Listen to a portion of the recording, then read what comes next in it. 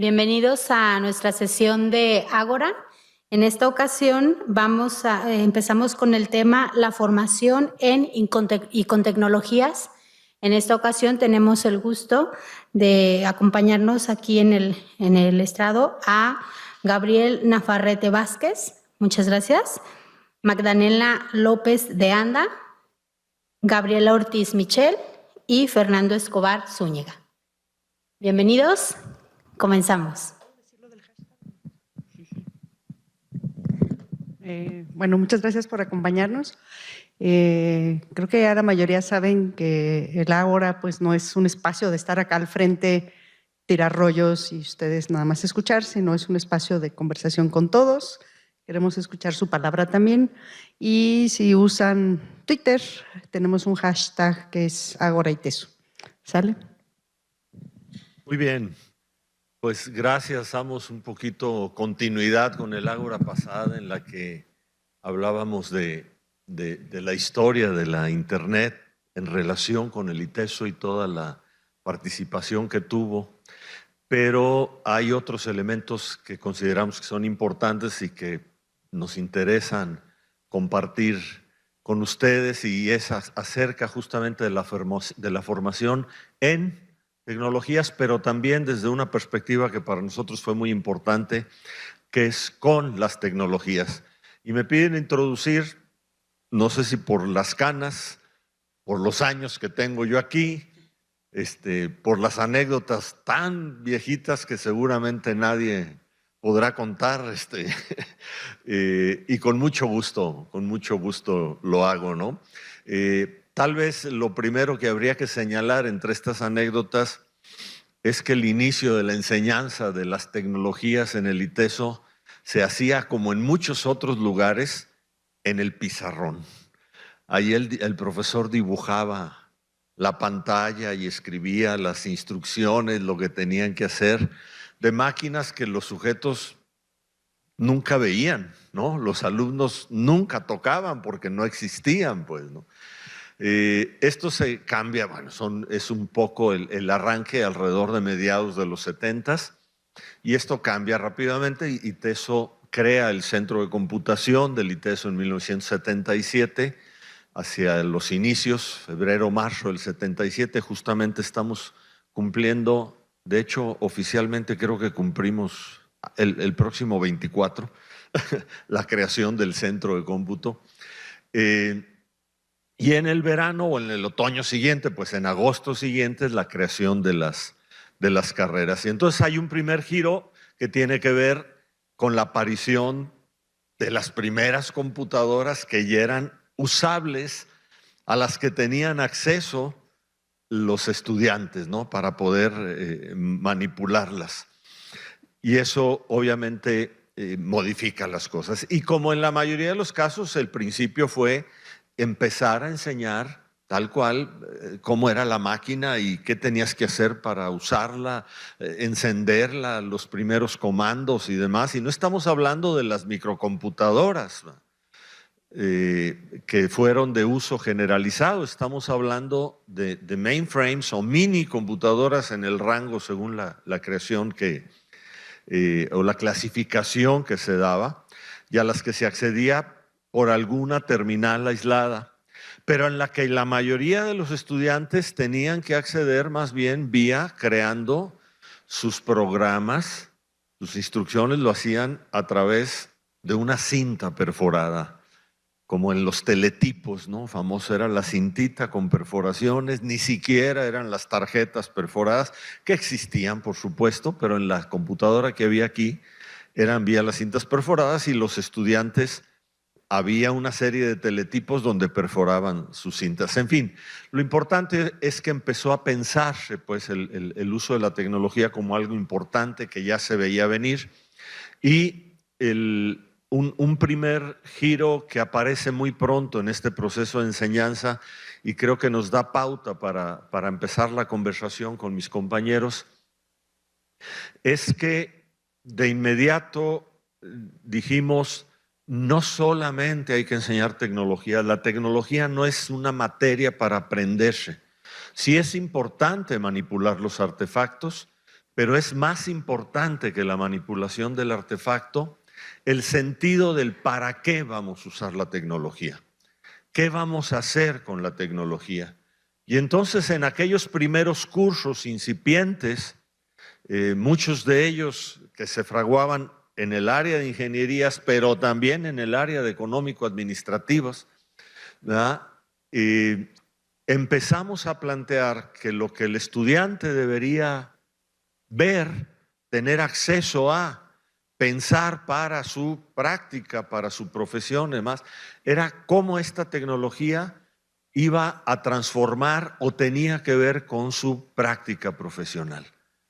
Cómo esta tecnología iba a aparecer en las empresas, por ejemplo, ¿no? Y entonces, ¿qué papel tenía que jugar el estudiante en relación a esa tecnología?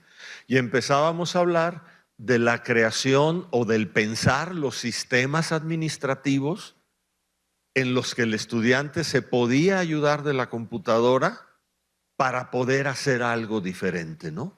Para poder administrar, para poder procesar, gestionar la empresa de una manera diferente. Y ese es un arranque que yo creo es interesante porque marca un poco el hito que viene hacia adelante con la universidad, ¿no? Agregar, compañeros, ustedes tienen más, aunque yo sé que las anécdotas no son tan antiguas como las mías. No, una cosa que me acordé, y a lo mejor pues se acuerdan Villán y Gabriel, porque fuimos compañeros, novena generación de ingeniería en sistemas. Cuando entramos, éramos muy poquitas personas las que habíamos tocado una computadora. Y habíamos elegido ingeniería en sistemas y casi nadie. O sea, creo que éramos 3. Y mi experiencia se reducía a un curso de Basic en una VAX. O sea, una sola semana de haber programado algo y ya. Entonces, bueno, pues sí, las computadoras no estaban tan presentes en la vida ordinaria. Teníamos que hacer reservaciones de 2 horas por semana y hasta quedarnos a dormir para poder usar una máquina, y éramos ingenieros.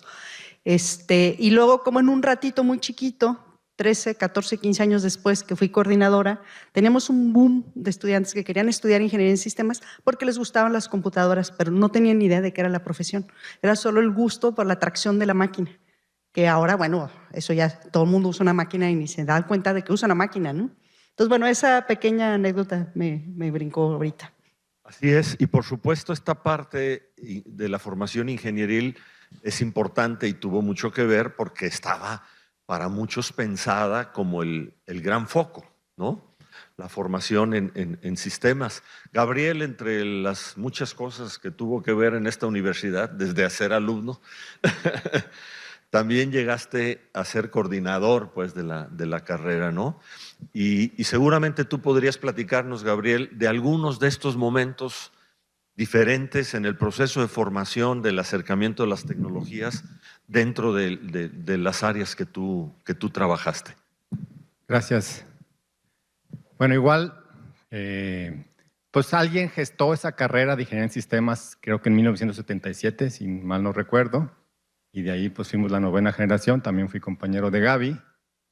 Igual yo había tomado, yo en la prepa estudié en Canadá 1 año y ahí me metí en una clase de computación en el 81, donde tocabas una computadora, y de ahí en la prepa no toqué una computadora. Mi papá pues sí estaba metido ahí con su empresa con una computadora pequeña y hacía cosas, y pues nació también el gusto pues por entrar en sistemas. Mi visión en ese momento era, yo estaba, si estudiaba sistemas o estudiaba industrial, y me metí a sistemas porque industrial dije, pues es que para poder ejercer necesito una fábrica. ¿Y dónde voy a sacar una fábrica? Y se me hizo pues, sistemas para poder ejercer, pues necesito una computadora. Se me hizo como más accesible, más fácil de poder servir en esa profesión. Y ahí estudié la carrera, inmediatamente me convertí también académico aquí en el ITESO. Y luego después estuve 15 años prácticamente pues en diversas actividades, y luego he estado 15 años en la industria trabajando con el software administrativo integral, pues tratando de hacer a partir del software que las empresas en las que los que creen en mí sean más eficientes. Esa es como mi visión y ha sido mi experiencia aquí, ¿no? Pues igual fuimos aprendiendo nosotros a usar computadoras. Igual nos tocó la VAX en un principio y había que reservarla y había que estar un ratito. Entonces tú pues tenías que hacer tu algoritmo, tu lógica, porque el rato que te sentabas en la computadora era mínimo y tenías que aprovechar ahí para hacer tu programa correr. Posteriormente nos tocó las primeras PCs que empezaron a llegar y ya pues, mira, ya vamos a tener más computadoras y más chance de trabajar. Algunos compañeros que ya tenían su PC en su casa pues eran como más audaces y ya hacían cosas ahí, qué padre. Y luego que estuvieran en red, mira, ya se pueden conectar en red, todo eso lo fuimos viviendo. Salimos en 89, yo me acuerdo el maestro que teníamos de redes, pues nos explicó por concepto lo que era un correo electrónico, cómo eso se podía la gente comunicar. Y bueno, pues obviamente después de que salimos, pues ha sido una revolución que tiene que ver con el Internet y que ha permitido integrar tecnologías, pues ahora sí que al servicio pues de muchas áreas, de mucha gente que no nos imaginábamos. Entonces, como primer... Muy bien, muchas gracias. Hay dos rasgos, creo, importantes que doy pie y para pasarle el micrófono a Magda, que me parece fueron claves en este proceso. Uno de ellos, a la par de esta visión de que no era solamente aprender a manejar la tecnología, sino había que hacer algo con la tecnología, desde el momento en que aparece aquella Hewlett Packard 2100, aparecieron también aplicaciones, programas de aplicación que hacían pensar en el sentido de tener la computadora, ¿no? Aquel primer programa que se llamaba Estrés, el cálculo de estructuras a través del estrés, ¿verdad? Donde algún insigne académico de esta universidad hizo su servicio social, algunos lo deben conocer, se llama Francisco Morfín, y era estudiante en aquel momento, ¿verdad? Y llegaron a otras aplicaciones también de estadística o de modelación financiera que eran claves para poder utilizar la computadora en otro sentido. Pero el otro rasgo con el que quiero cederle la palabra a Magda era la apertura que hubo desde el inicio para que los estudiantes, a pesar de que los equipos eran equipos muy sofisticados, grandes, costosísimos y demás, estuvieran en el acceso de los estudiantes, ¿verdad? Y entonces, por esta vía, hubo estudiantes de todos que se nos colaron hasta la cocina. Y aquí tenemos un caso muy concreto. Pero bueno, hay una experiencia muy linda de tu parte, Magda, que me gustaría que nos compartieras. Gracias. Sí, yo soy una colada de Ciencias de la Comunicación. En el 91 entré a estudiar Ciencias de la Comunicación aquí y el plan de estudios de ese entonces decía que trabajamos periodismo, fotografía, radio, video y audiovisuales, ¿no? Pero todo era con lógica análoga mecánica. Así trabajábamos la carrera, bueno, con un conjunto de materias adicionales, filosofía, etcétera, pero pues yo entregaba mis trabajos en máquina de escribir. Yo en mi vida había visto una computadora cuando entré en el 91 a la carrera, pero tenía 2 o 3 compañeros que habían tenido que ver con una amiga, no de la que se imaginan, una Commodore. Entonces, con esas amigas Commodore, de repente nos platicaban que había computadoras. Estoy hablando del 91. Ya para el 92 pasaron 2 cosas que para mí son como hito muy significativas. Una, se abrió en el espacio de comunicación visual que tenía Toledano un área de cómputo donde trabajamos WordPerfect y Storyboard. Sí, no Adrián Toledano, Alfonso Domínguez Toledano, paz descanse. Entonces, en ese espacio no solo veíamos Storyboard y WordPerfect, que no eran curriculares, sino que también, si Gaby y Efras nos permitían, a la hora de la comida jugábamos Carmen Sandiego, ¿no? Y eran otras posibilidades que nos daban chancita. La segunda cosa es que nos dicen va a haber una actividad en el auditorio A de realidad aumentada. ¿Sabe qué será en los 90s? Y era una presentación de Gerardo Pérez y Pérez que traía una manopla y nos estaba hablando de realidad aumentada. Yo me quedé así, y desde ahí me convertí en la escuincla preguntona que iba al edificio G a estar moliendo para ver cómo funcionaban las cosas, ¿no? Al grado que en algún momento, siendo alumna, me dejaron usar una computadora de las de ahí y estar de metichona, pues, chambeando y haciendo cosas. Tiempo después, me doy cuenta que mi riguroso, exigente y querido profesor de investigación, Carlos Corrales, decide salirse del área de confort y moverse hacia ofrecer una optativa de proyectos multimedia, que empezó siendo en pizarrón. El curso 1 era en pizarrón. Era una asignatura que podías cursar 2 veces. Dije, yo la quiero volver a cursar porque todavía con el pizarrón no me quedó muy claro. Y cayó un proyecto que era hacer un disquete de artesanías para la Cámara de Comercio. Empezó como disquete, tenía la solicitud de un disquete y se transformó a un disco compacto, y de ahí pasó de la Cámara de Comercio a etcétera, ¿no?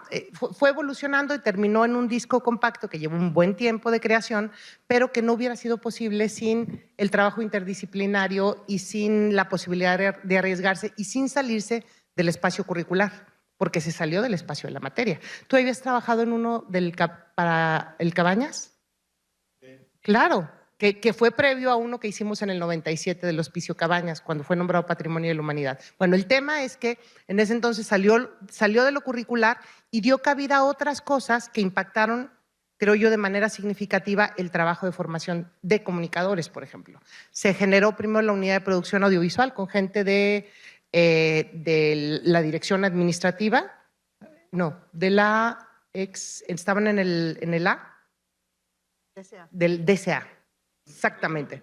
Ajá, y con el impulso de Paco Morfín se creó la unidad de producción multimedia, que tiempo después derivaría en la unidad de producción audiovisual y multimedia con Humberto Orozco, y que creo yo que impactó mucho la forma de hacer comunicación o de formar en comunicación, porque de manera paralela había un espacio donde alumnos se integraban a proyectos profesionales, donde se trabajaba en lógica experimental.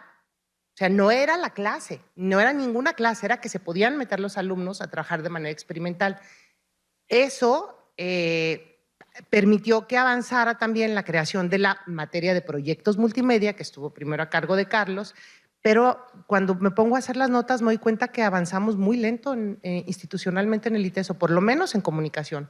Lento, porque fue rogar durante más de 8 años para que quitaran la materia de audiovisuales con diapositivas y se cambiara por la de proyecto multimedia. Hasta el plan 5CC se convirtió en la asignatura de discurso hipermedial, que forma parte de saberes profesionales. Pero afortunadamente ya pasó el tiempo de picar piedra y de estar convenciendo que no era un asunto de rudos y técnicos, que no éramos aprietabotones, que no era un berrinche ni una cosa elitista, y que no era solo que se iba a transformar a tecnología de base digital todo el proceso para hacer comunicación en términos profesionales, sino que iba a impactar la forma de construir sentido en el mundo, ¿no? Entonces, ahorita eso ya no está en discusión, y el plan actual de Ciencias de la Comunicación tiene materias como teoría de redes sociales, gestión de redes sociales, taller de redes, por mencionar algunos, pero tiene espacios padrísimos a los que los alumnos se pueden meter, y cierro con eso como Signalab, que nuevamente vuelve a ser el resultado de una complicidad, de un trabajo interdisciplinario y de la posibilidad de avanzar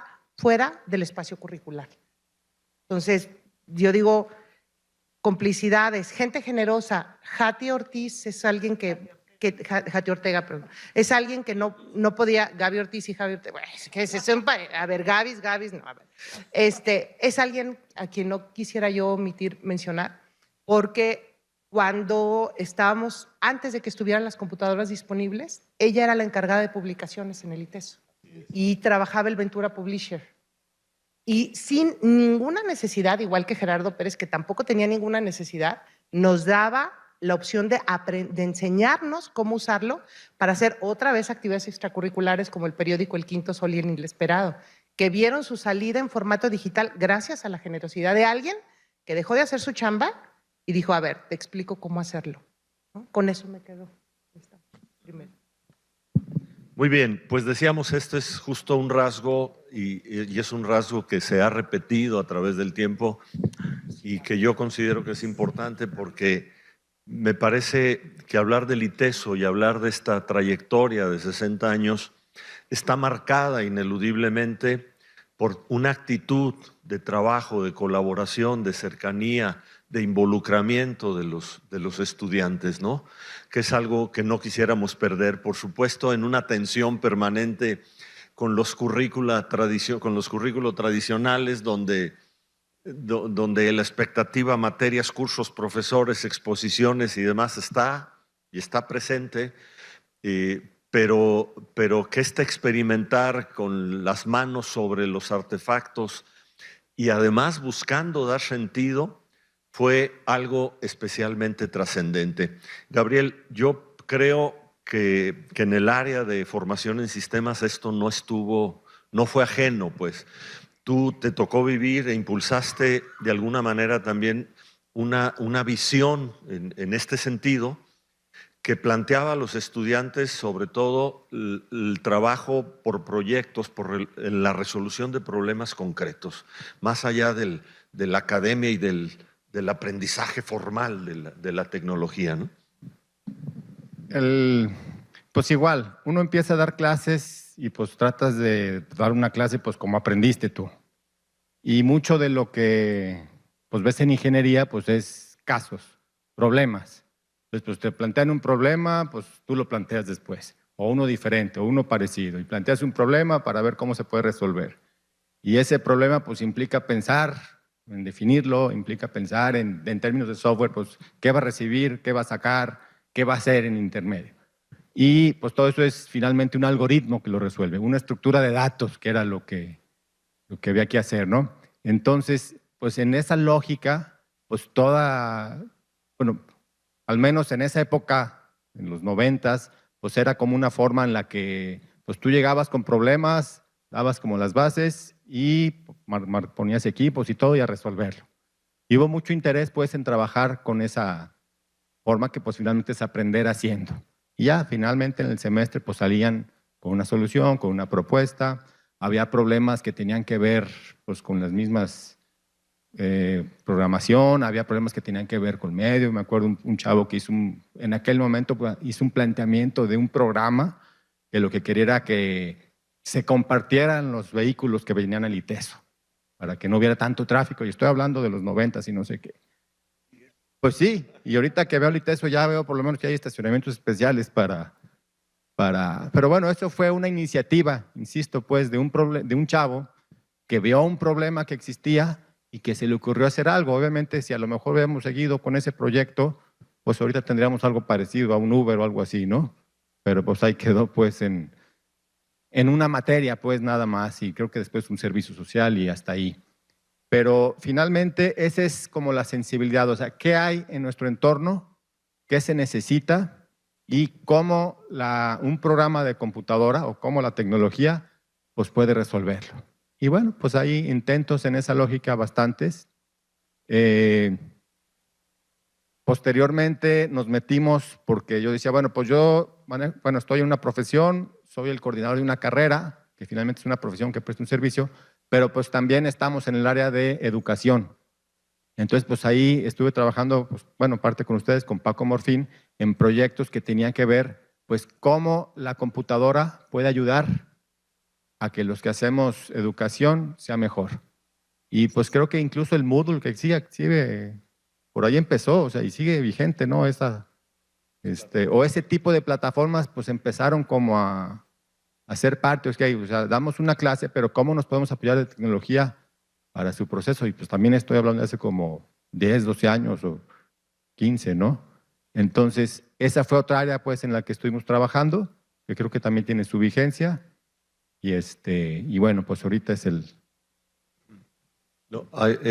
justo mencionar en este espacio también que parte de toda esa historia, los primeros laboratorios con microcomputadoras, las CNCR, aquellas y demás, también acercamiento a este enfoque, pues tuvo que ver con Francisco Rivera, ¿no? Con Paco Rivera, que desgraciadamente no pudimos tener aquí por complicaciones de agenda como sucede con frecuencia. Y recordarles que es conversatorio, ¿eh? Ahorita les vamos a aventar la pelotita, por lo pronto algunos que han tenido que ver con la historia. Déjenme regresar un momento en el tiempo, ¿no? En la historia. Esta reflexión acerca de la tecnología como una herramienta, como un potenciador de las actividades, llevó a un grupo de profesores a romper con la enseñanza tradicional, ¿verdad? Muy centrada, sí, en aplicaciones, que eso ya era obvio, ya no se trataba de que todo el mundo aprendiera a programar, pero tampoco empezó a no ser tan obvio esta cuestión para ellos de que había que aprenderse 4 o 5 aplicaciones y ese era el futuro de la computación y de la tecnología en los ámbitos profesionales, que tenían que ver fundamentalmente con la ofimática, ¿no? Y lo que aparece es una reflexión acerca de cómo estas mediaciones, cómo el uso de ciertas tecnologías van transformando también al sujeto. Y este es un proyecto larguísimo que de hecho sigue hasta la fecha vigente, pero del que Gaby nos puede platicar una parte importante de la historia y de los rasgos que hubo ahí que fueron muy significativos, ¿no? En la propuesta y en el proceso. Sí, voy a me acordé de otras cosas que hacíamos además de la formación en esto, era la formación de los empleados en el uso de ofimática también. Que ya lo habías dicho hace rato, acercar a las herramientas de producción a la vida ordinaria. Y me acuerdo que era tan complicado como entender en un procesador de textos el concepto de párrafo, porque todo el mundo de escribir en la máquina era el concepto de línea. Escribo una línea, le doy enter. Y entender que al párrafo le puedes poner atributos y que hay objetos pues, que se pueden manipular con un procesador de textos, ¿no? Entonces, hay este tema de cambio no solo de la práctica y de llevar la práctica anterior a una nueva herramienta, sino de comprender cómo estamos haciendo las cosas y de poder pensar al mismo tiempo que escribes y no como antes que tenías que pensar y luego teclear, porque no podías pensar la idea completa y escribirla línea por línea, ¿no? Entonces, hay este tipo de cambio.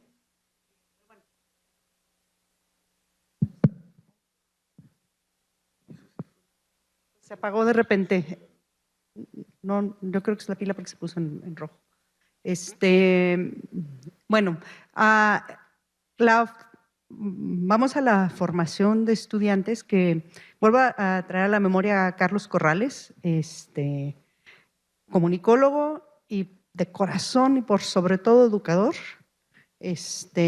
animado a lanzarse a hacer cosas. De las primeras cosas, bueno, no sé si de las primeras, ¿verdad? De las primeras que a mí me tocaron, pero Fernando es más viejo y va a decir que no son las primeras,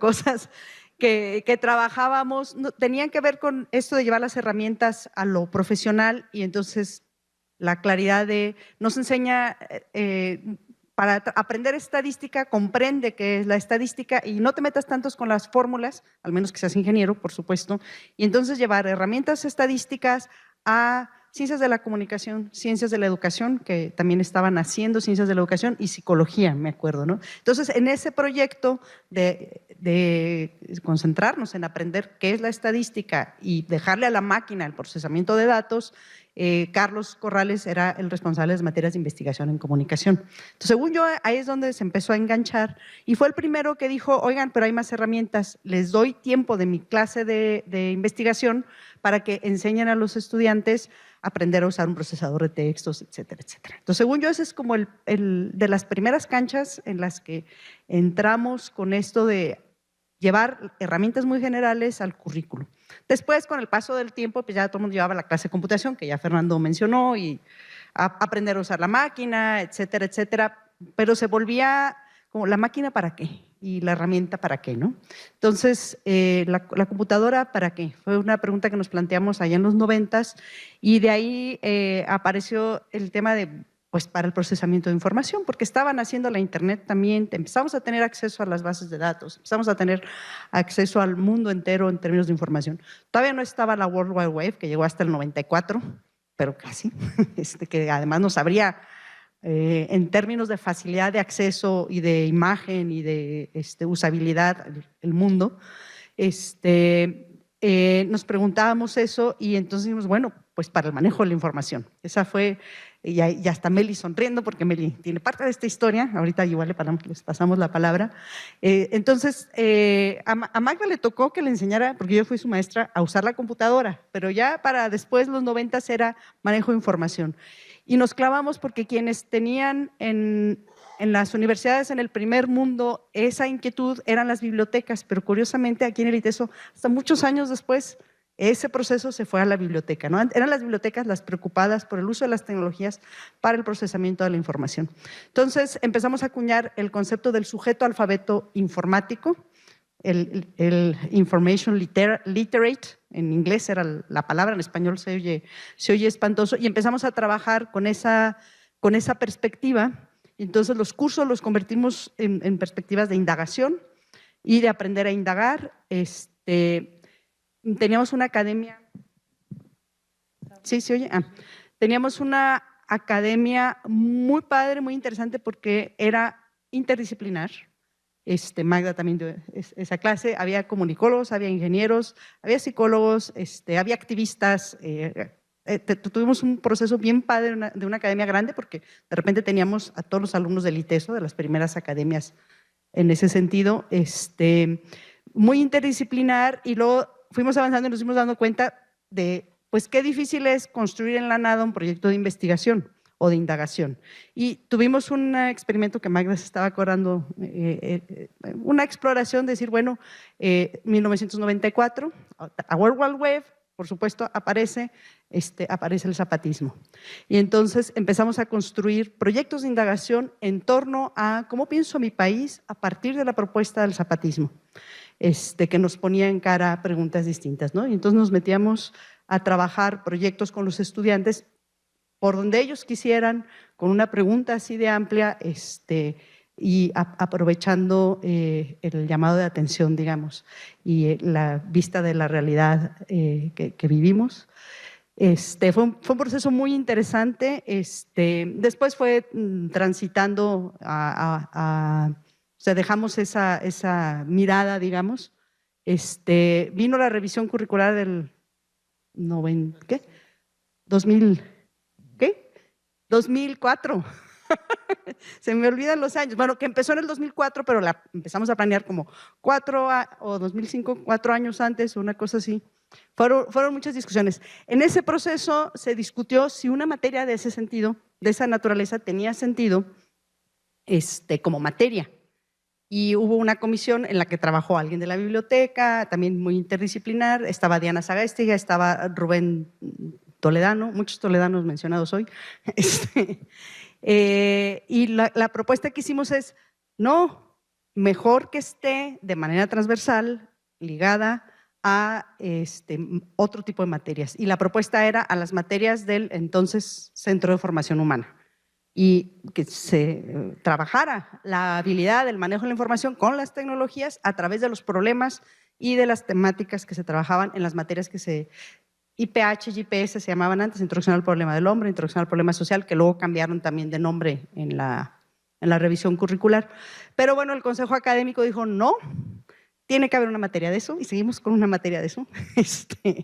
Entonces, en ese momento de tiene que ver una materia con eso, también se pensó su ubicación, porque la materia estaba en el Departamento de Electrónica, Sistemas, Informática, y era clarísimo que la visión de la tecnología no era lo que lideraba la visión de esa materia, y entonces acabó en el Departamento de Estudios Socioculturales.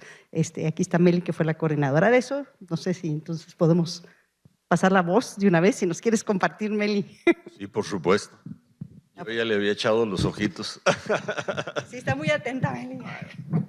Que tendrías mucho que decir. Melissa Ladrón de Guevara, gracias. Ya. Bueno, muchas gracias. Pues realmente a mí me toca un pedacito de esta historia, de este cambio. En el 2004 yo me integro al ITESO, ya pasada la revisión curricular y ya llegado al Departamento de Estudios Socioculturales, pero algo que promovimos mucho en la materia en un inicio y que creo que siguió como esta lógica de trabajo que venía desde el DESI, era el pensar en usar el manejo de información para qué. Y entonces era como todo el tiempo nuestras preguntas que estaban ahí, decir, bueno, pues no se vuelve nada más la misma pregunta, o sea, no podemos pedir que investiguen nada más así y que salgan con propuestas nuevas, sobre todo porque estaba pensado para alumnos de primeros semestres, cuando todavía no hay claridad de por qué llegué a la carrera muchas veces, y entonces fuimos como haciendo diferentes revisiones en el proceso, que fueron súper ricas también porque fueron acompañadas de profesores de muy distintas disciplinas. Por ejemplo, yo estudié Relaciones Internacionales y entonces pues el aporte que yo traía era como ubicar el contexto global, que a lo mejor se ligaba mucho a la idea inicial que tenían del Centro de Formación Humana y el problema del hombre y eso, pues bueno, mi visión desde las ciencias sociales en esa área llegaba en esa parte, pero tuvimos igual ingenieros en sistemas, licenciados en informática, de mercadotecnia, comunicadores, o sea, se fue abriendo a muchísimas personas que fuimos invitando, mucho el equipo ya estaba inicial con el que inició la materia, ya estaba, yo me sumé al equipo, pero algo que promovimos mucho y que creo que venía como rescatando esta lógica es, vamos a crear un soporte en donde podamos utilizar las tecnologías pues para poder procesar mejor la información. Y entonces, entre mis ocurrencias, metí al ITESO en un problema porque yo dije, pues esta materia tiene que tener, estaba pensada en salón. Yo dije, pues esta materia no podemos trabajar con información. Ya en el 2004, que ya la internet era más fácil y trabajar, dije, pues no podemos trabajarlo sin bajar la información o ir a las bases de datos y consultarlas. Y entonces les dije, pues necesito a mis, en ese tiempo no me acuerdo si eran 22 o 25 grupos, que mis 2 o 25 grupos tengan por lo menos una sesión a la semana de sala de cómputo. Entonces, logísticamente, pues no fue una cosa menor. Al principio, pues bueno, de repente yo volvía loco también acá Humberto de que, oye, necesitamos cosas para estar teniendo la materia.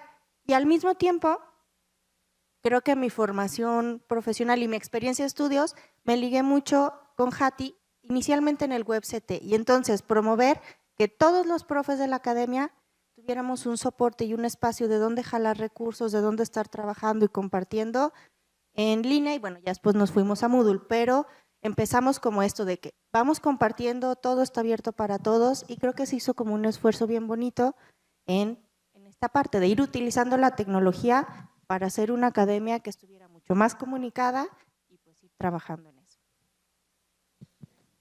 Muchas gracias, Melissa. Se vale que recuperen sus experiencias con este acercamiento a las tecnologías de los demás. Acá tenemos otra participación, Dani, por favor. Ah, bien, claro, es conversatorio. Adelante, Hilda.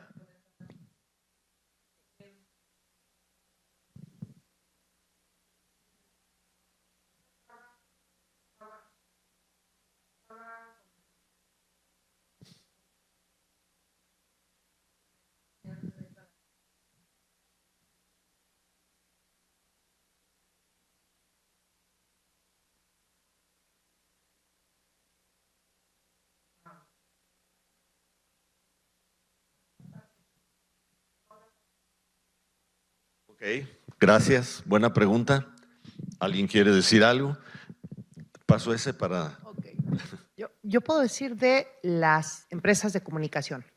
Las grandes que era por ejemplo, la televisora, Televisa todavía no ni siquiera figuraba TV Azteca, por ejemplo, empezaron a utilizar para los procesos de registro, de edición, postproducción, etcétera. Todavía no la salida digital la tuvimos muchísimos años después. Empezaron a utilizar tecnologías de base digital, pero eran equipos carísimos. Yo me acuerdo alguna vez ido a tocar la puerta, aquí está Eduardo Ciencia, que no me va a dejar mentir, para decir que quería para una clase que me compraran una tarjeta Targa Madrás. Era una tarjeta que costaba más o menos como $10,000. Me dijeron, sí, imagínate si cada alumno llega y pide que nos compre una tarjeta de esas, pues era loquísimo. Entonces el costo de los equipos, por lo menos en el campo de la comunicación, era tan elevado que la universidad ni de chochos le llegaba a lo que avanzaba en términos de industria, pero no de todas las capas de la industria, solo de las grandes industrias. Pasó un montonal de tiempo para que las casas productoras pasaran de fotografía análoga a fotografía digital, pasaran de los Betacam SP a los formatos digitales, es decir, fue bajando muy lentamente por el costo de los equipos hasta que se dio el boom de la miniaturización y digitalización masiva y transformó también las prácticas en la universidad, que empezaron ciertamente primero con lo fijo, con la edición de imagen y mucho más adelante con la postproducción y etcétera de video y de audio, que implican además más recursos de almacenamiento. Yo recuerdo que la máquina del ITESO, que tenía un CADI, un lector de CD, era la máquina, ¿no?, del ITESO, y era pues comprar discos que costaban una feriezota. Fue un proceso muy lento. Primero en términos del equipamiento, pero también en términos, por lo menos en el caso de comunicación, ideológicos. Repito, el caso de Carlos Corrales fue significativo al grado que incluso migró del departamento. Cuando se crearon los departamentos actuales, él se fue a electrónica, sistemas, informática. Yo también.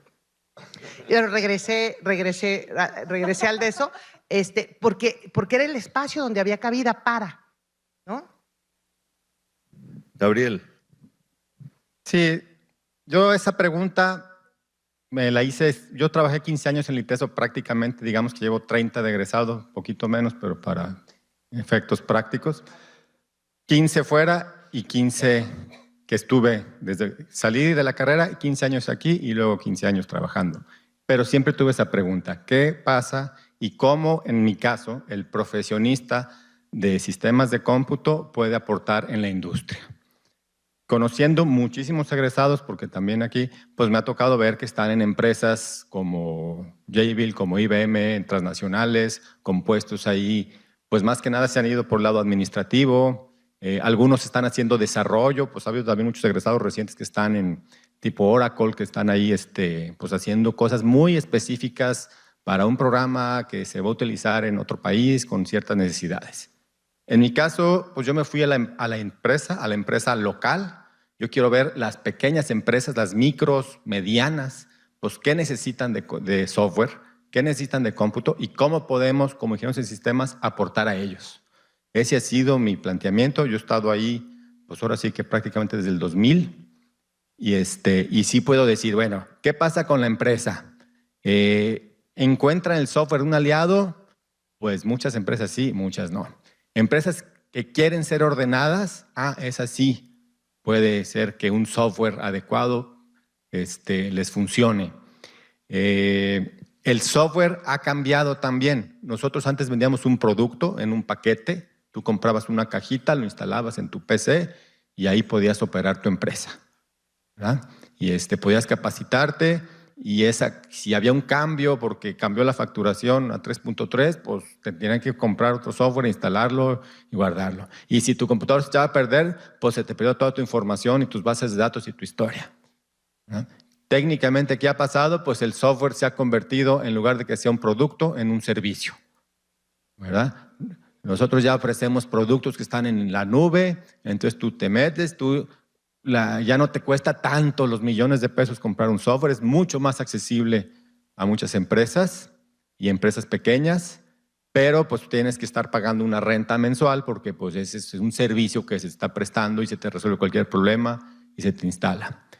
Entonces, en términos, pues yo digo pues desde el punto de vista de ingeniería en sistemas computacionales, la industria local sí ha tenido un beneficio, sí ha tenido soluciones, pero yo sí, conociendo pues cómo están operando, hay muchísimas empresas que no quieren trabajar ordenadamente, que no les interesa, que no están dispuestos a invertir en que sus procesos sean repetibles y que bueno, pues obviamente pues con esas no podemos hacer nada, ¿verdad? Así traigas un producto innovador, adecuado, etcétera. Si están operando a medias, si están trabajando y operando a medias o no les interesa o llevan doble contabilidad, bueno, hay cada historia ahí que podríamos aquí entrarle, ¿no? Pero... Muy bien. Felipe, por favor. Gracias, Dani. Buenas tardes y gracias por la memoria. Muy buena memoria. Tal vez siguiendo con esta cuestión de cómo vivimos este proceso, bueno, a mí el cambio me agarra en el ITESO y en una ONG. Y lo que yo noté en ese momento es que ahí se genera una brecha. Y la gente que decide subirse y usar la computadora, perderle el miedo y empezar a trabajar ahí, y la gente que dice, no, yo quiero seguir haciendo lo mío en papel. O sea, ahí yo noté, bueno, allá en la ONG y aquí en el ITESO, profesores que no que no necesariamente se interesaron en eso. La verdad, no sé, creo que tiene que ver con una cuestión más cultural o más de la persona, del arrojo de arriesgar, porque si era todo un lío decir, bueno, es que ya hice un texto, ¿se acuerdan las veces que metíamos los floppies?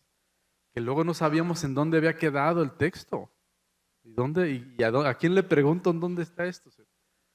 ¿No? Era un mundo muy, pues sí, muy extraño, que te cuadriculaba el pensamiento, como lo dijo Gaby. Cuando te metías a hacer Excel o Word, tenías que pensar en términos de Eso generó, a mí, al menos en mi proceso, generó así como un cambio en la forma de ordenar el pensamiento.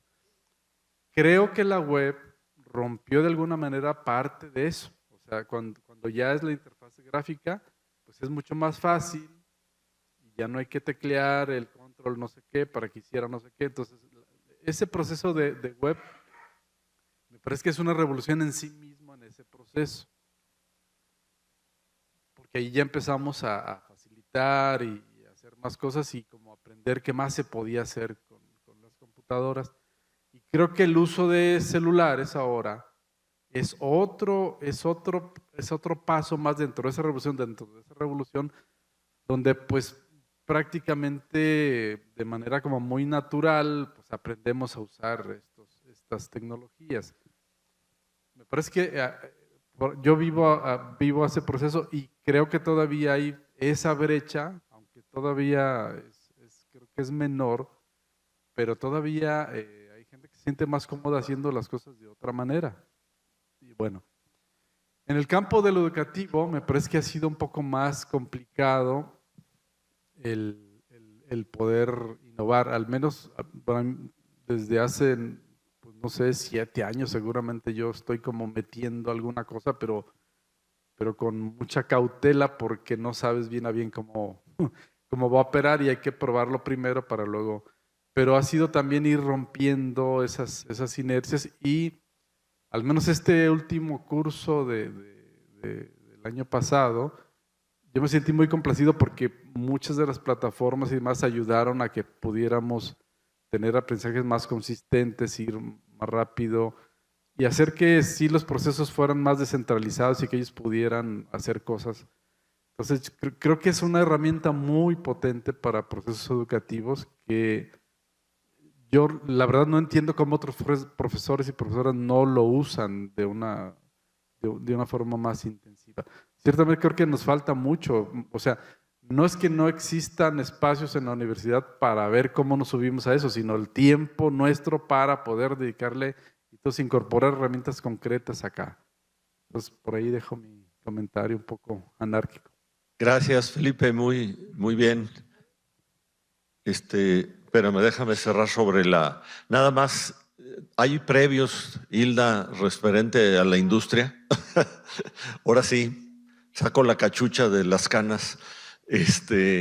Yo digo que empezó la industria muy al principio, pues normalmente era la industria grande porque no había la posibilidad de contar con recursos propios. Ya se ha dicho varias veces, estamos hablando de máquinas grandes y lo que había eran unos pocos centros de servicio en Guadalajara, ¿verdad? Que eran centros de cómputo que le procesaban a las empresas algunos de sus procesos de la gestión administrativa. La mirada primera estuvo, creo yo, en la gestión administrativa, aunque hay en producción también desde los 70s algunos guiños y hay cosas que empiezan a ocurrir en la propia industria de la electrónica, en la industria automotriz, para la incorporación de control numérico, todo a través de computadoras, todas estas cosas, ¿no? Y modificar los procesos de producción. Yo creo que el giro grande en términos de volumen se da con la aparición de la microcomputadora. Obviamente, no será nuevo para la mayoría de ustedes, la que genera un nivel de accesibilidad. Y paralelo a la creación de la microcomputadora viene la creación, lo mencionaba un poco Gabriel, de paquetes, de aplicaciones que al principio fueron hechas a la medida, hasta que alguien dijo, aquí hay otra lógica, ¿verdad? Entonces crean un producto comercial que empieza a venderse de manera estandarizada a las diferentes empresas, ¿no? Y están pensados en esa pequeña empresa que lo que tiene es una microcomputadora para esos procesos, ¿no? Y el ITESO también estuvo y tuvo que ver ahí. Muchos de nuestros egresados estaban ahí, se tuvo que ver con la creación de proyectos. Aquí estuvieron de profesores, se llevaron alumnos, se hicieron socios de empresas como Compaq, por ejemplo, que también nos permitió experimentar aquí. Ellos experimentaban, nosotros también. Empezamos la enseñanza de la contabilidad con Jesús Huerta, que todavía anda circulando. Lo acabo de ver ahorita en el ITESO. Ya trae bastón el buen Chuy. Él fue, siendo tan formal, ortodoxo en muchas de sus cosas, don Chuy, fue el que dijo también, para sorpresa nuestra, como ocurrió con Carlos Corrales: vamos probando. Tienes razón, ahí hay algo interesante, vamos probando. Y entonces lo que hacíamos era que con los paquetes contables se presentaba el caso armado. No el profesor rayaba 3 cuentas T, ¿verdad? Y para darles una idea de lo que... No, ahí estaba corridito todo el caso. Desde los registros contables básicos hasta los procesos de análisis financiero, ¿verdad? De análisis de resultados, de todas estas cuestiones contables clásicas. Entonces, eso se modifica y ahí yo creo que hay un acercamiento importante que sigue siendo un proceso cultural de largo alcance. Bueno, quería brincar yo, pero Gaby tiene otro elemento agarrando de esto que dijo Felipe y Melissa, pero ahorita regresamos. Adelante, Gaby. Sobre las brechas que mencionó Felipe y que tú la pudiste ver, ¿no? La brecha de cómo el ITESO se mueve y luego lo que pasa en las ONGs. Esas brechas se han acentuado muchísimo, con todo y que cada vez tenemos más herramientas de fácil acceso. O sea, la brecha ya no es, por supuesto, las primeras brechas eran, eso me queda lejos y no lo entiendo. Luego ya está muy fácil, pero cuesta caro el aparato. Ahora los aparatos cada vez son más baratos, pero aún así están caros, y ahora hay que pagar los servicios de Internet para que eso funcione. Y las brechas siguen existiendo y tienen todas estas etapas. Y creo que son críticas y que las tenemos que atender, observarlas más y trabajarlas más.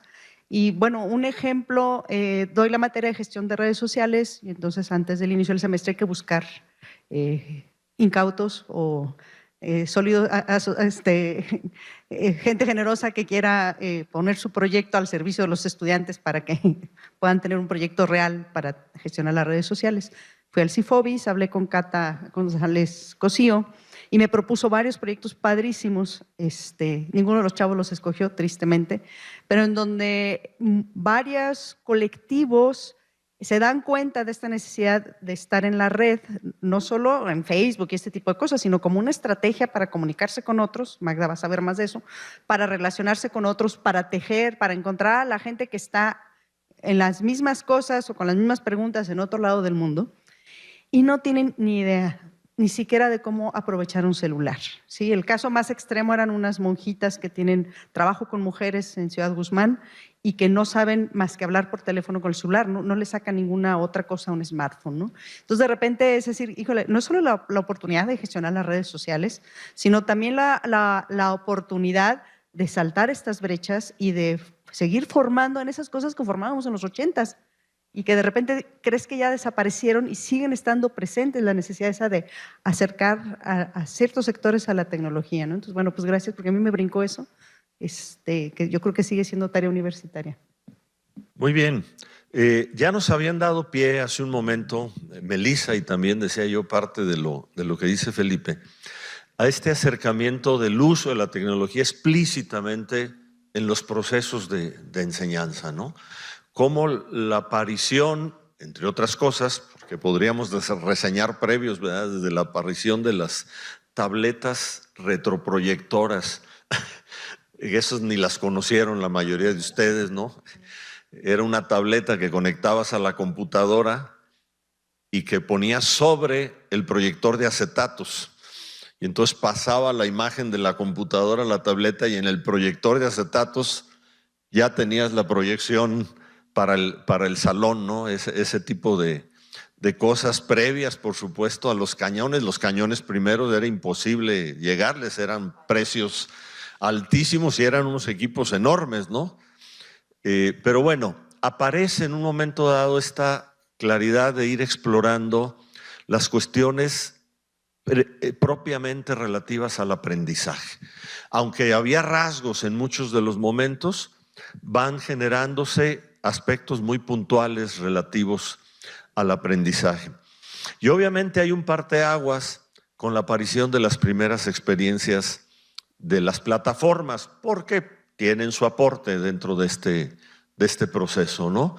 En algún momento dado hicimos este acercamiento a la British Columbia University, donde se estaba gestando la creación de WebCT, ¿verdad?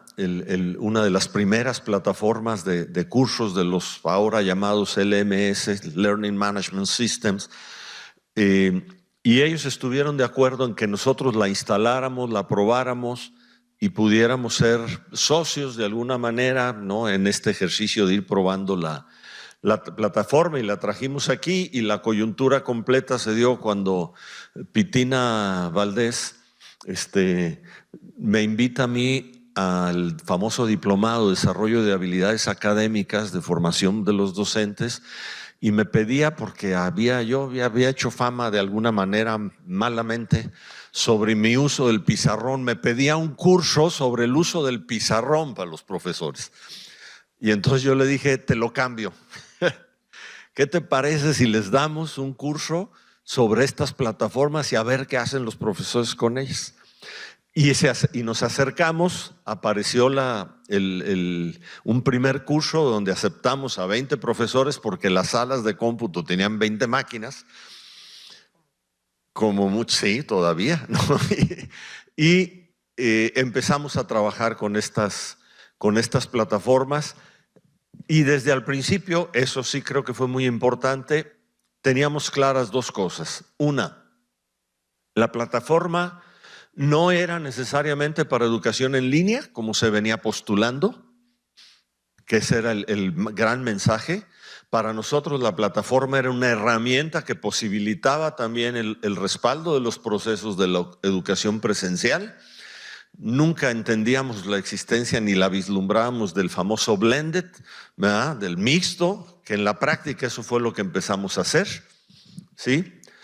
Y dos, el profesor tiene que experimentar con estas cosas, tiene que probar y hacer cosas con estas cosas. Y a partir de lo que el profesor entienda, intente, haga, es que podrán suceder cosas al respecto, ¿no? Ahí estuvo la coyuntura, y a mí me gustaría, pues aquí hay más de uno que ha estado usando plataformas y que tendría cosas que decir, incluyendo también a ustedes, compañeros, que abordáramos un poquito de lo que implicó y de lo que hemos vivido alrededor de estos recursos.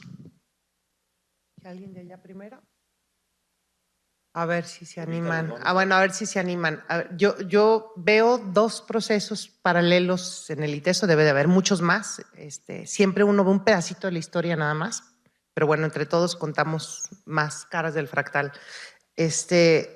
Uno, el esfuerzo por estar reconociendo prácticas innovadoras, con el entrecomillado que ustedes le quieran poner, ¿no? Que dio origen, creo, supongo, yo pensar al Ágora ahorita, es decir, y a los talleres y a laboratorios y etcétera, que es búscate quienes están haciendo algo distinto, ¿no? Y ahí hay un montón de biografías que han aparecido. Pero también, por otra parte, la pulsión, la necesidad, la presión, no sé cuál sea la palabra adecuada, de ampliarlo a los profesores. Y en esa lógica de quererlo ampliar a los profesores, hay esquemas mucho más rígidos, ¿no? Yo recuerdo una presentación en consejo académico en ese entonces,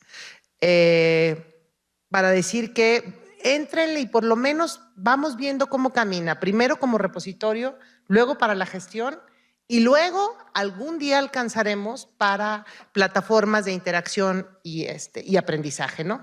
Y ese modelo que estuvo asociado a la masificación, digamos, del uso de Moodle, pues después fue migrando también, porque todo el tiempo es estarse pegando frente a la cabeza y aprendiéndole. Y ha habido otros experimentos. Cuando mencionaste lo de British Columbia, me acordé también que nos dejaron probar el Distant Education Network, que era a mí me encantaba esa plataforma con el argentino, pero luego ya no prosperaron, ¿no? Y ahí creo yo una tensión que me podrá decir más Gaby, que coordina el CAR ahorita, entre los procesos de ampliación y el encontrarle esos garbanzos de libra de experimentación y de animarse a repensar las maneras de formas otras y llegarle al ambiente personal de aprendizaje y otras acuñadas más por ahí, ¿no? Me pasas la palabra. Sí, pues O sea, sí. Tiene mucho que hablar. a ver, Leonor. ¿Sí? Sí. Por favor. Yo no uso tantas plataformas, Pero has estado en ello. más o menos. Ahí intento. Bueno, pues uso la plataforma que tenemos aquí en eso, que es el Moodle, ¿no? Me parece que no le he encontrado, ni los alumnos le encuentran mucho el sabor para la interacción a través del Moodle. Creo que cada vez los alumnos aceptan más pues el espacio como de confluencia de no nomás la documentación, sino los avances que van de la tarea o cosas así. Para la comunicación cotidiana, yo creo que no da, pues, ¿no? Yo estoy usando WhatsApp, vilmente, y el WhatsApp les fascina. Bueno, a mí también, ¿no? O sea, se me hace como rápido, ¿verdad? Te localizan inmediatamente, entonces eso me gusta más. Para la interacción, bueno, me estoy estrenando de maestra en línea o de profesora en línea, apenas mi segundo semestre, pues soy verdaderamente novata. Para lo que es ya la interacción entre ellos y conmigo también a veces, pues sí abrimos un grupo de Facebook. El semestre pasado, que fue mi primer semestre, lo que me parece horrible, pues es poder dar un seguimiento en Facebook, pues se me hace o mucho más difícil de seguir. Y yo entrevisté a algunos alumnos, bueno, les pedí que el que quisiera entrevistarse conmigo y pues nadie quiso. Entonces luego les dije como, ya al final, ya que había entregado notas y todo. Y luego ya como a 3 o 4 les insistí y hubo 2 que sí aceptaron la entrevista telefónica. Y estuve platicando, una de ellas la verdad sí era muy aplicada, entonces su opinión me era importante porque era como de las más activas, participativa y todo, ¿no? Ella me dijo, mira, Facebook no es la mejor plataforma, ciertamente, ni la mejor red social, ¿no? Pero la verdad sí cumple la función, o sea, para las materias en línea, como ella vive en Estados Unidos, ha tomado todas las materias en línea del ITESO. Entonces también me era importante, porque ella tenía como punto de comparación. Incluso mi materia ya era la última, la mía y otra que estaba tomando ese mes pasado en sus últimas, ya se tenía que regresar, debe de andar por aquí ya, porque si no, no iba a poder acabar su carrera, porque ya no había materias en línea que pudiera ella tomar, ¿no? Entonces, ella sí me comentó que aunque no era la mejor opción, pues a lo mejor era lo más práctico. Dice, hay alumnos que ciertamente ya no usan Facebook, sí, pero pues lo abren para efectos de la clase, dice, y me parece que puede cumplir la función. A ella le pareció que el tener ese espacio sí le daba un plus a la materia. Dijo, porque dado que no nos vemos en un aula, pues el confluir en un espacio donde sí podemos pues ponernos la manita de like y poner el GIF que se mueve, ¿verdad? Pues sí termina siendo significativo, pues, ¿no? Es como el aula, pues, ¿no? Finalmente. Llegué a usar Webex también. A algunos les gusta, a otros no. Sigue habiendo mucha dificultad para que se conecten, sobre todo cuando se quieren conectar desde smartphone. No todos leen el dichoso manualito o la guía. Entonces andan a la mera hora por el WhatsApp, es que no me puedo conectar y espérenme tantito, ¿verdad? Entonces se te van 40 minutos en eso, o media hora. A veces yo empiezo y les digo, acá estoy, entonces entre que no pelas a los de aquí porque estás con los del WhatsApp para decirle, o sea, ya ni modo, busca para otra, ¿no? O sea, tengo 2, 3 fechas, entonces pues conéctate desde antes, pues, ¿no? Ya les he dicho que se empiecen desde antes dengue para que estén a tiempo, entonces todavía el Webex tiene sus detalles. Sin embargo, yo veo que hay alumnos, nosotros hacemos una evaluación en la UAP intermedia, y hay alumnos que dicen que qué padre que haya eso, ¿no? Entonces me parece que el ir combinando, unos dicen qué gacho, pues dices, bueno, pues son 3 al semestre en el aula virtual, ¿no?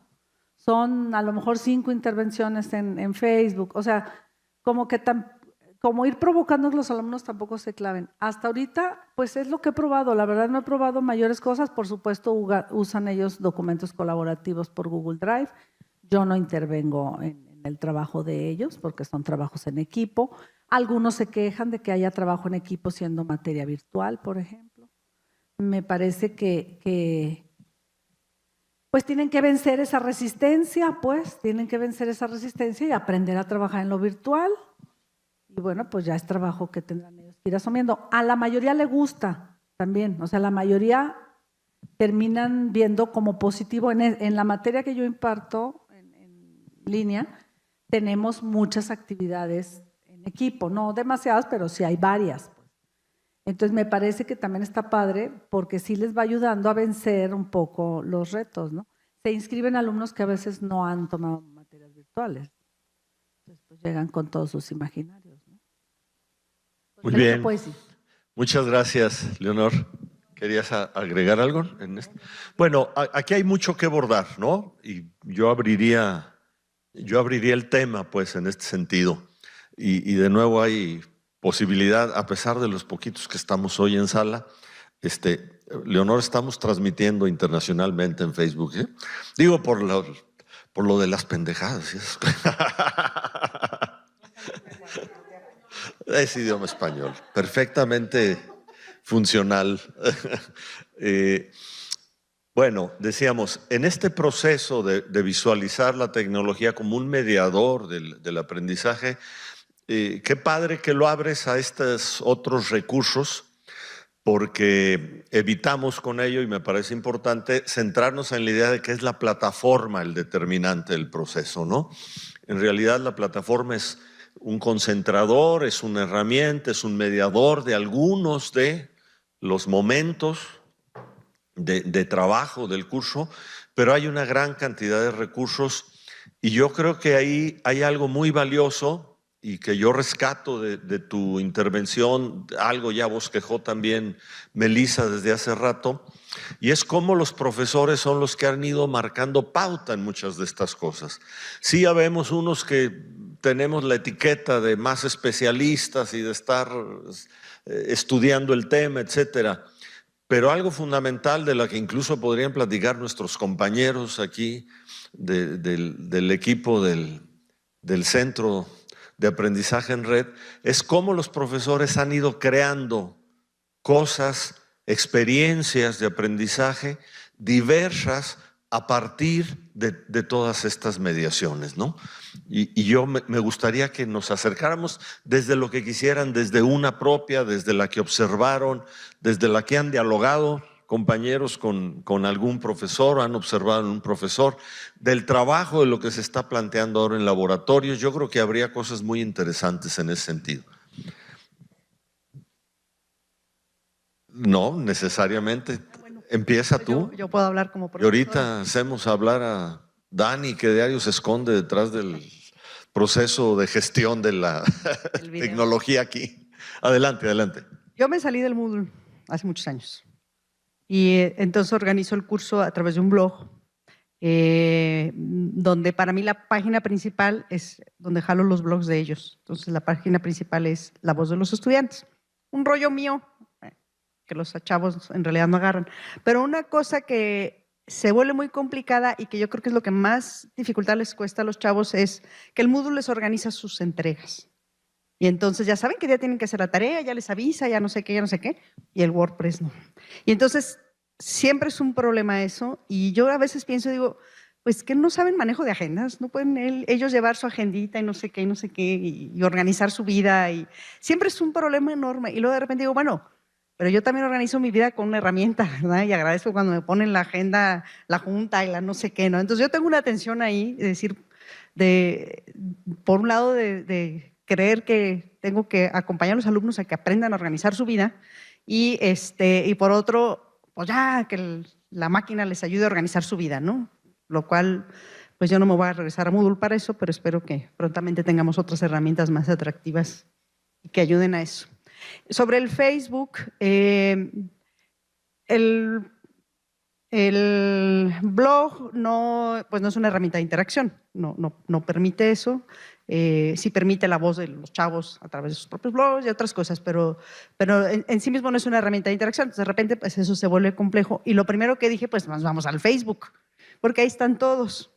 Y descubrí una cosa primero padrísima del Facebook, y es que en el Facebook eres persona.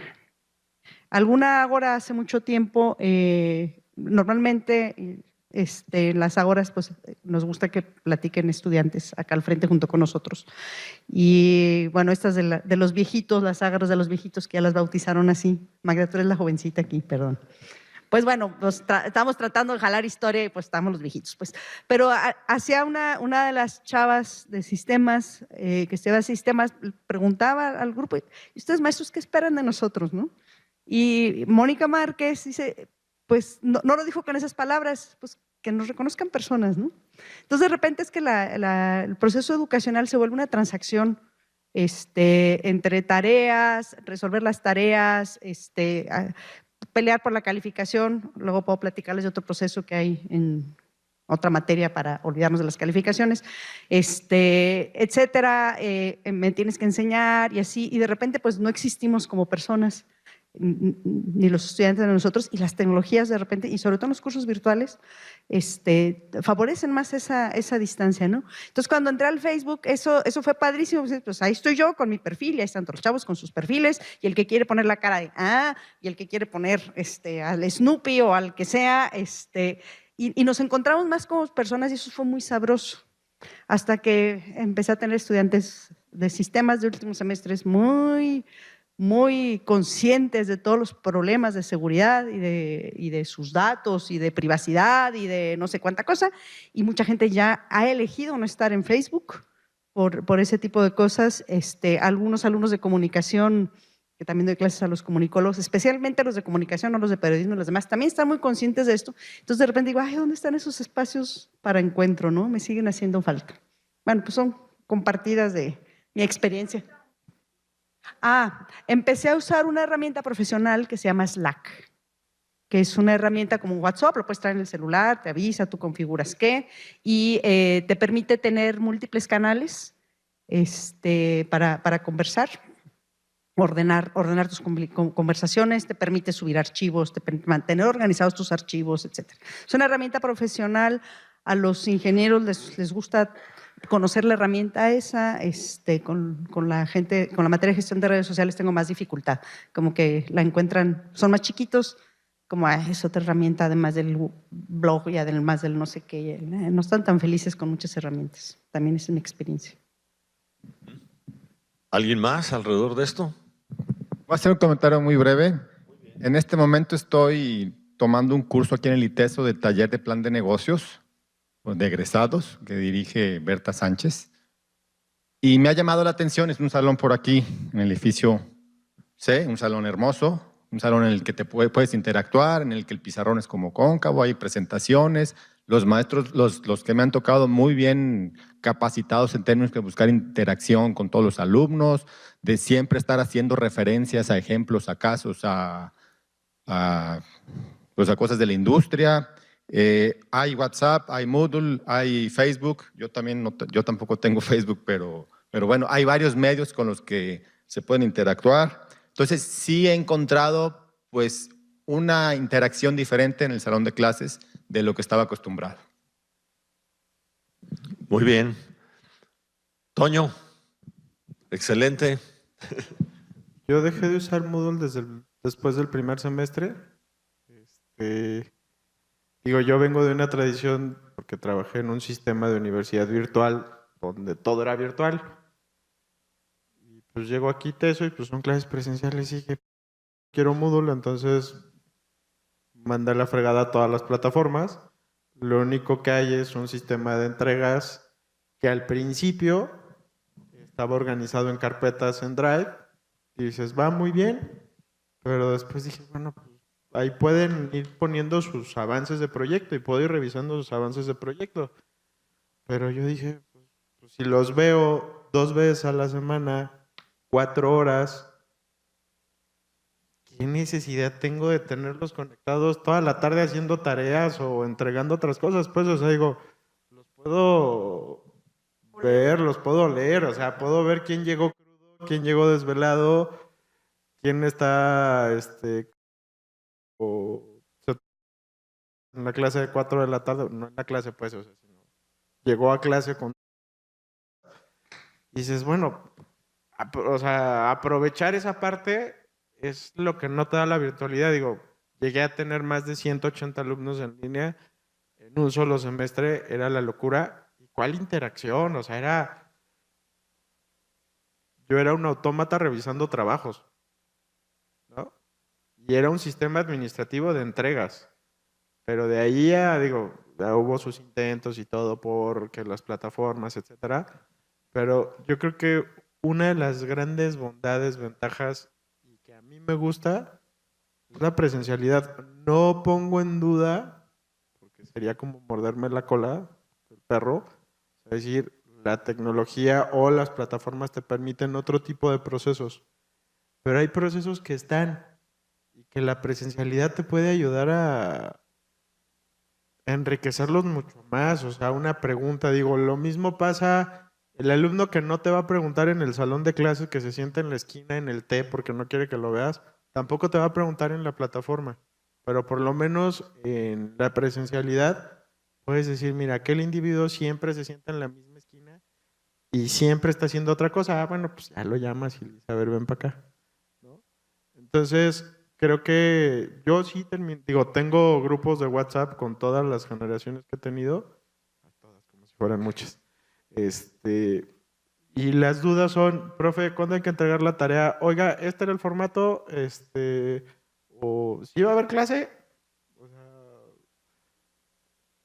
¿en qué salón? Digo, pero no pasa eso, pues, o sea, todo, y si me necesitan, o si yo los necesito, pues yo estoy aquí en el ITESO, saben dónde está mi oficina, y aprovechemos eso, ¿no? O sucede sobre todo con exalumnos que sí me contactan por otros medios y te dicen, oye, Toño, ¿me puedes ayudar en esto? Ah, claro, con mucho gusto, pues, o sea, y compartes el archivo que ya habías hecho para la clase, etcétera.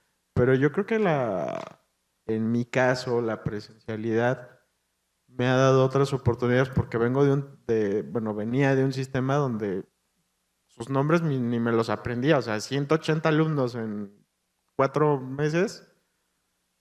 Identificas los que entregan mejor trabajo por la tipografía que usan, ¿no? Y por cómo escriben, pero fuera de ahí no hay más. Entonces creo que para mí una de las ventajas es, pues, si tienes 4 horas presenciales, aprovechar bien esas 4 horas presenciales, ¿no?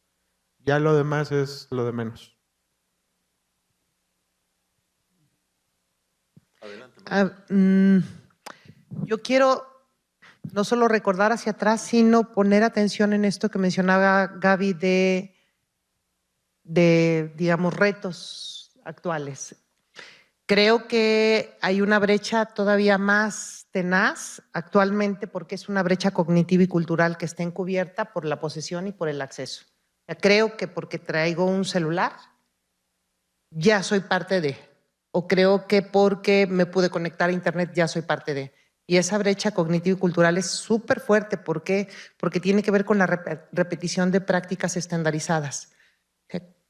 Es volver a hacer lo mismo y lo mismo y lo mismo y nada más entrar y subir una foto o poner un post sin que haya una transformación de fondo ni en mi forma de relacionarme con el mundo ni en mi ejercicio profesional para los fines que nos ocupan en la universidad. Me ha pasado que todavía tengo alumnos que discuten es que, ¿por qué nos están dando, quiero que me des la clase del programa Perenganito de tal? Digo, no te centres en querer aprender tal programa, porque ese programa va a cambiar en unos meses. Es más, quizás ni siquiera acabamos el semestre cuando ya es otro distinto. Conoce el core, conoce el corazón del tipo de operaciones que haces con él para que seas capaz de leer cosas nuevas, ¿no? Pero la idea de que si lo aprendí con y sin H, ya ya estoy del otro lado es muy tenaz porque nos hace creer que sí estamos transformando cosas cuando hay una brecha enorme entre, por ejemplo, la idea del mundo pequeño, del salón, y las enormes posibilidades de pregúntate quién más en el mundo está buscando eso que a ti te interesa y ponte y platica, no importa si está en Nueva Zelanda o en Tlajomulco de Zúñiga no importa, búscala o búscalo y hagan cosas juntas. Esas posibilidades están en pañales. ¿Por qué? Porque creemos que ya estamos del otro lado porque traemos el smartphone o porque traemos la conexión con un ancho de banda maravilloso. Eso me parece duro y eso me parece que es un reto para la universidad. Gracias, Magda. Pues esto nos pone delante de la realidad de este momento y también de futuro, ¿no? Dani. Sí, bueno, yo ahora sí que recuperando un poco lo que preguntabas y se pega un poco también a lo que acaba de comentar Marta y bueno, ha estado compartiendo también Toño. Magda, perdón. Y bueno, durante todo este tiempo que llevo trabajando con profesores, creo que muchas de las cosas que me han ido cayendo de ciertos 20s es que en definitiva no hay una herramienta que te vaya a resolver, ¿no? Una tecnología que así como le resultó perfectamente a un profesor, a otro le voy a resultar. En resumidas cuentas hay como cierto caos en toda esta parte del abordaje de la tecnología por distintos profesores, varía por la clase, incluso por la generación, una misma clase, etc. A mí lo que me ha ido tirando esa línea es hacia precisamente la concepción de entonces qué es lo que realmente hace que funcione una tecnología o no. Y la pregunta que me surge a mí, y me estaba surgiendo y se me ha ido concentrando un poquito más con las participaciones, es realmente si tomamos en cuenta la tecnología como un mero medio, como por ejemplo el título de esta sesión que es En la tecnología y con la tecnología, ¿no? La formación con la tecnología y en la tecnología. Y si lo vemos así, estamos hablando sobre un entorno sobre el que estamos y algo que está a nuestro lado. Cuando, bueno, aquí voy a meter un poquito esta parte que he estado viendo de la parte de la filosofía es si realmente la tecnología no es algo que esté externo a nosotros, que nosotros simplemente lo creamos y lo usamos y listo, se acabó. La tecnología, lo mencionabas tú un poco, Fer, al principio, es algo que nos transforma. La tecnología es algo que nos ha ido recreando nosotros mismos nos hemos ido reconfigurando conforme a las tecnologías que hemos ido haciendo. Entonces, mi pregunta iría, que no me he atrevido a hacer a los profesores, pero es precisamente, ¿qué pasaría si viéramos o si concibiéramos a la tecnología como esta cosa, eso que modifica a los estudiantes o que modifica a los profesores en su rol como profesores, ¿no? Y visto desde ese punto, se abordaría un poco, por ejemplo, ahorita mencionaba Toño, que después de trabajar mucho tiempo con clases en línea, ahora pues le viene bien y le viene mejor, incluso disfruta esa parte de estar trabajando en presencial. Si hace uso de tecnologías, las que le van haciendo sentido para su forma de dar la clase, ¿no? Que está sintiendo él en este momento. Entonces, a lo que voy con esto es también modifica el flujo de cómo va el profesor enfrentando cada reto en cada semestre. Puede ser que un semestre, por el simple deseo de no utilizar tecnología y de salirse de Moodle, no le está haciendo sentido, no le ha estado resultando y tiene otra intuición y entonces se vaya a abordar otro tipo de herramientas. Hay profesores que han variado, se han ido de Moodle, me ha tocado y han estado utilizando Slack, por ejemplo, que mencionó esta Gaby también, y les hace mucho sentido por cómo ellos en ese momento están planteando la clase. ¿Qué es lo que han estado queriendo ellos que los estudiantes se queden? Más allá de ver cómo plasman ellos su materia en una tecnología, es buscar la que mejor se adapte a ellos, ¿no? Entonces, creo que en pocas palabras lo que podría decir es hay cierto caos que está quedando un poco fuera de vista y se centra mucho, o nos centramos luego mucho en que pues hay una herramienta, como un martillo lo voy a utilizar porque necesito clavar ese clavo, ¿no? Pero realmente, ¿qué otras potencialidades nos da todo este tipo de tecnología distintas? Y el atrevernos a utilizarlas, creo que también por ahí pues, va mucho de lo que he estado viendo con ciertos profesores también. Gracias, Daniel Ocampo, del Centro de Aprendizaje en Red, que se me olvida que estamos transmitiendo para el mundo y entonces me permito, y Antonio Delgado también del Centro de Aprendizaje, no nomás Toño y Dani. Aquí hay dos cosas y vamos hacia el cierre, y yo pienso con esto, aunque habría mucho más que conversar, dos cosas importantes que creo que quedan sobre la mesa en este momento, ¿no? Uno, la claridad, donde sí, la tecnología la tengo que aprender, sigo en este proceso donde hay una necesidad de un cierto dominio, pero este dominio cada vez es más transparente porque las tecnologías mismas han cambiado, ¿no? Y se facilitan, tienen otras características, otras interfaces, y modifican y facilitan mucho el acercamiento a la propia tecnología. Pero esta reflexión, que es la que me gustaría a mí abordar, porque también nos marca una mirada de futuro importante, y es la conciencia de cómo estas interacciones, aunque lo hayan dicho hace más de, bueno, casi un siglo o más, la primera referencia es de más de un siglo, por cierto, ahora que lo pienso, la encontré yo en Nietzsche, ¿no? Increíble, de cómo nuestra interacción con los artefactos, dicho a mi manera, transforma a los sujetos. Y esto nos está transformando y nos transforma todos los días, ¿no? Y el ITESO en ese sentido, me parece, las personas específicas, aunque proyectos también específicos como el de Cultura de Información en Red y en la Red ahora, tienen una propuesta de abordar de manera intencionada, sistemática, estos procesos de cambio en los sujetos, de hacerlos con una mirada crítica, de manera que el sujeto tome conciencia de lo que está sucediendo y actúe en consecuencia, ¿no? Y aquí me parece que hay una tarea de largo alcance todavía de esta toma de conciencia y de ir transformando, pero de una manera ya intencionada, donde no solamente nos arrase porque llegó, porque está ahí. Esto ocurre, llega y nos transformas, pero también en la forma intencionada, en el intento formal de transformar las cosas, estas mediaciones se convierten en un elemento fundamental de los procesos de construcción personal y del aprendizaje, por supuesto, ¿no? Una palabra, algo que tengan de su experiencia en este sentido. Bueno, yo para ir concluyendo, nomás quiero hacer una anécdota que tiene que ver con esto. A principios de los 90s, un viernes cualquiera comiendo aquí en la cafetería del ITESO, estábamos en una mesa, estaba Gerardo Pérez, estaba el padre Coronado, estaba yo y no me acuerdo quién más. Y Gerardo Pérez, pues hablando de redes y de computadoras, de lo que siempre le encantaba. Y el padre Coronado dijo, pues es que, y se me quedó muy grabado, esto de la revolución y del internet, lo que más va a transformar es la comunicación. En su momento, pues yo dije, seguramente. Y hoy digo, mira, sabiendo redes sociales y todo, sin duda, pues el padre Coronado, muy visionario. Así es.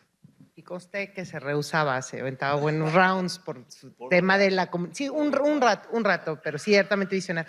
Yo digo, por lo menos me quedo con la invitación para mí de pasar de la posibilidad de mirada al externo y a lo global a la mirada de la interculturalidad, de la pasada de la interacción a la colaboración y al hacer con otros. Es decir, del reconocimiento de lo cognitivo y lo cultural, ya no como algo de causa-efecto, sino como algo que está en una tensión productiva entre la forma en la que los artefactos se están moviendo y las profesiones, etcétera, y nuestra manera de conocer, ser y estar.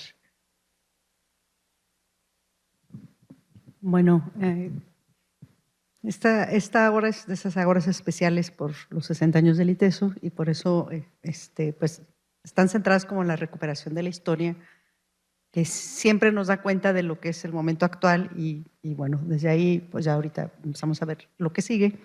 Y a mí me parece que, y gracias a la participación de todos también, que la constante de estos, en mi caso 30 años que tengo trabajando en el ITESO, pero más años que ya Fernando recuperaba la historia, es preguntarnos, es estar siempre pendiente de mirar hacia adelante desde el presente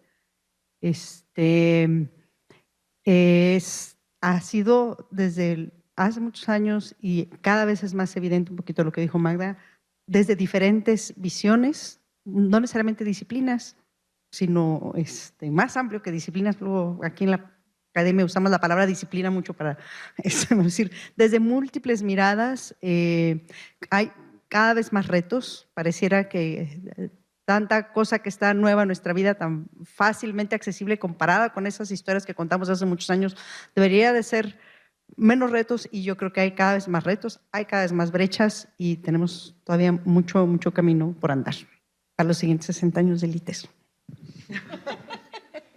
Uy, entonces tenemos que hacer. Pónganse la cachucha, Bueno, pues no quisiera extender. Tenemos convivio aquí afuera, les convocamos. Ahora nos va a tocar de a mucho. Los que nos están viendo y están a la mano, vénganse porque hay botanita y convivio para seguir conversando. Agradecerles pues este conversatorio, este ejercicio de recuperación un poco de cuestiones del ITESO, de las visiones y de los esfuerzos que se han hecho, pero que también siguen vivos, siguen presentes y muestran una institución a través de sus personas viva, inquieta, produciendo, y aunque a veces sea un poco lento, como señalaba Magda, yo digo que siguen ocurriendo cosas muy interesantes aquí en el campus. Entre ellas, por ejemplo, ahora algunas de estas cuestiones que hablaban, que son de las que se están queriendo potenciar justamente a través de algunos de los cursos, esta relación con otros afuera, aprovechar las redes para que el estudiante no solamente dialogue con el vecino que tiene al lado, sino dialogue con otras personas. Y aunque se resisten mucho, les resulta extraño, en mi experiencia en Cultura e Información en Red y en la Red, este espacio que hemos abierto, por lo pronto está ocurriendo que cada equipo tiene conversaciones con una o dos personas fuera. A veces son profesores del ITESO, pero que no hubieran aparecido en el curso de otra manera. O sea, seguirían siendo personas que estarían por ahí en algún edificio del ITESO y son llevados e incorporados al curso en esta lógica de tener que conversar y ampliar las visiones con otros. Está también el proceso con la Asociación de Universidades Jesuitas en América Latina, la USJAL, donde cada vez más estudiantes, yo no sé si tu alumno se enteró de eso o alumna, pero pueden tener cursos en línea en otras universidades, intercambio sin tener que trasladarse, porque desgraciadamente no siempre es posible, pero pueden cursar materias en otras universidades, inscribiendo en ITESO, pero cursándolos en línea en alguna de las otras universidades de AUSJAL, ¿no? Y todo es este espacio de búsqueda, de transformación, de experimentar, de enriquecer los momentos y los procesos de aprendizaje. Y muchas gracias a todos, muchas gracias a todos los que nos acompañaron también desde las redes y a los que lo vean después. Seguiremos aquí para seguir conversando. Hasta la siguiente.